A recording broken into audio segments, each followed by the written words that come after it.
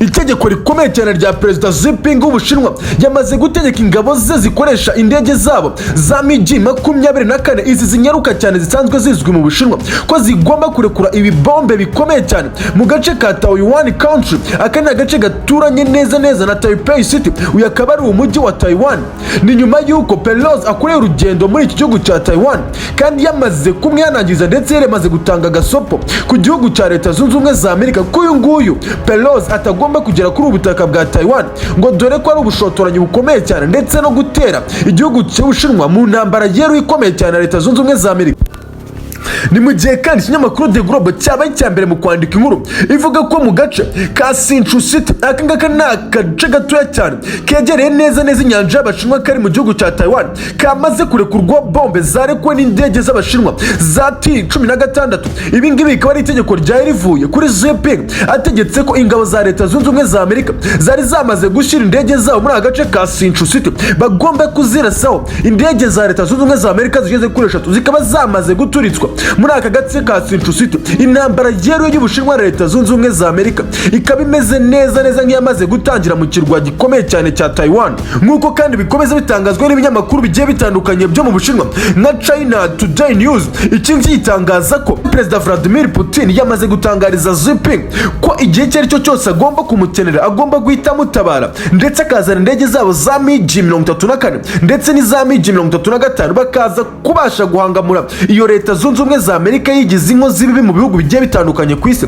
aho igenda iteza umutekano muke. Bana nanjye muri aya makuru akomeye cyane ku by'umutekano, politike ndetse na diplomasi ku kibuga cy'imirwano, yaba ku butaka bwa Ukraine ndetse no ku butaka bwa Taiwan hatangije intambara yeruye ya Leta Zunze Ubumwe za Amerika ndetse na Leta y'Ubushinwa.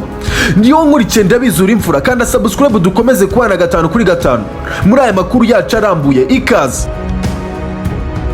Amakuru dukesha ikinyamakuru cyitwa The Globe cyo mu Bushinwa gitangaza ko muri Taiwan country ahangaha Perezida Xijinping w'igihugu cy'Ubushinwa yamaze gutanga itegeko rikomeye cyane ko rigomba kuharasa za misile ndetse n'ibibomba bikomeye cyane ku ngabo za Leta Zunze Ubumwe za Amerika zamaze gushinga intwaro zabo ngo ziteguye neza neza intambara yeruye n'iki gihugu cya Leta y'Ubushinwa. Ibi ngibi bikaba bitangazwa nyuma y'uko Pelosi yageze mu gace ka Taipei City, uyu nguyu akaba ari umurwa mukuru w'igihugu cya Taiwan. Ibi ngibi ngo Perezida Xijinping akaba yabikoze neza neza avuga ko Pelosi atagomba gusohoka muri kiriya gihugu cya Taiwan, ngo dore ko iki ngiki ari ikirwa ubundi cyari gisanzwe ari icy'Ubushinwa ariko kikaza kuza kukiyomoraho. Ibi rero bitigeze bishimisha na gato igihugu cy'Ubushinwa, ngo dore ko Leta Zunze Ubumwe za Amerika mu rwego rw'ubushotoranyi ndetse no gushaka gushyira hasi Leta y'Ubushinwa mu bukungu, ibi ngibi bikaba bitashimisha cyane na gatoya uwitwa Xijinping. Akaba yavuze ko Leta Zunze Ubumwe za Amerika agomba kuzirasaho misile zikomeye cyane ndetse n'amabomba agomba kurekurwa n'indege zabo za T-16. Izi ngizi ngo zikaba ari indege zabo zisanzwe zizwiho kurekura misile ziremereye cyane ndetse n'amabombe ngo y'uburozi. Ibi ngibi akaba yamaze gutanga itegeko rero ku basirikare be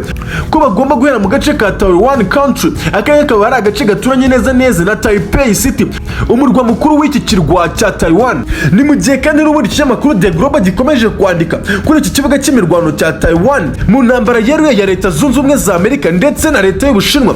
nk'uko kandi tubikesha ikinyamakuru Beijing News gitangaza ko kuri aka kanya mu isaha imwe ishize yonyine aribwo Leta y'Ubushinwa imaze kurekura ibisasu bikomeye cyane ku gace ka Sinchu City kari karimo indege zigeze kuri 5 zose za Leta Zunze Ubumwe za Amerika ngo zarimo zicunga umutekano, ngo zicunga ko nta bisasu by'Abashinwa bishobora guterwa kuri Taipei City. Ibi ngibi ngo bikaba bivuga ko abasirikare bageze kuri 20 ba Leta Zunze Ubumwe za Amerika bakoreshaga izi ndege zari zicunze umutekano muri Sinchu City. Kakaba ari agace gatoya cyane kegere neza neza inyanja y'Abashinwa ariko kari mu gihugu cya Taiwan muri iki kirwa nyine. Ibi bikaba bivugwa ko Leta Zunze Ubumwe za Amerika nazo zamaze kurakara ngo zikaba zatangaje ko bagiye kohereza amato yabo akomeye cyane ariko za rokete ziremereye ndetse n'amadege yabo menshi cyane ngageze ku 2,000. Ariko ibi ngibi ngo bikaba bidakanga na gatoya uwitwa Xijinping watangaje ko yamaze kwitegura uru rugamba ngo ndetse amaze n'igihe kinini rwitegura, ngo dore ko muri inyanja y'Abashinwa harimo Navy wa 334 ca iyi ngiyi akaba ari ubwato bukomeye cyane bw'Ubushinwa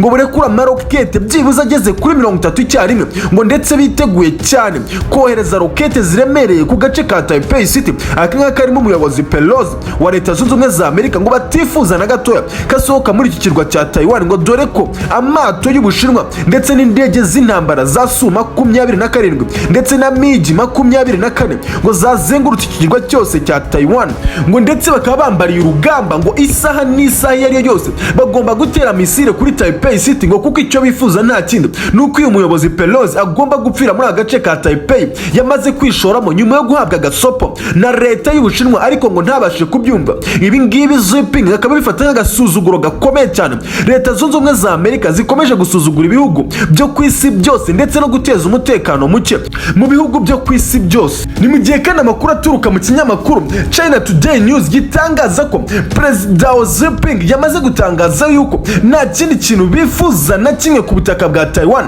usibye intego ya mbere ko ari ukwica Pelosi bakamwicira kuri kiriya kirwa cya Taiwan. Ndetse Leta Zunze Ubumwe za Amerika zakomeje kubungabanya umutekano w'isi yose muri rusange bakayereka isomo ryo mu ntambara ndetse ngo bakabasha gusenya ibikorwa remezo byayo biri ku butaka bwa Washington kuko bashaka cyane iyitwa Pentagon. Ibi ngibi kandi ngo byaje kuza gutangazwa na Perezida Vladimir Putin waje guhamagara ubwe Perezida Xijinping akamubwira ko nta kindi kintu yifuza usibye kumukoraho gusa akamwereka ikimenyetso ko yifuza ko yaza kumufasha muri ntambara yo ku kirwa cya Taiwan ubundi bagakubita batababariye Leta Zunze Ubumwe za Amerika ubundi uwitwa Joe Biden bakamwica nabi nk'uko yagiye yica abandi bayobozi ba Afurika barimo Perezida Muammar Gaddafi. Ibi ngibi ngo bikaba byarababaje cyane Perezida Vladimir Putin ngo ndetse n'umutekano muke Leta Zunze Ubumwe za Amerika zikomeza guteza mu bihugu byo muri Afurika ndetse no mu bindi bihugu byo ku isi ndetse n'ubukene bukabije cyane ndetse iki gihugu kigakomeza gusuzugura ibindi bihugu byo mu burasirazuba bw'isi birimo nk'Ubushinwa,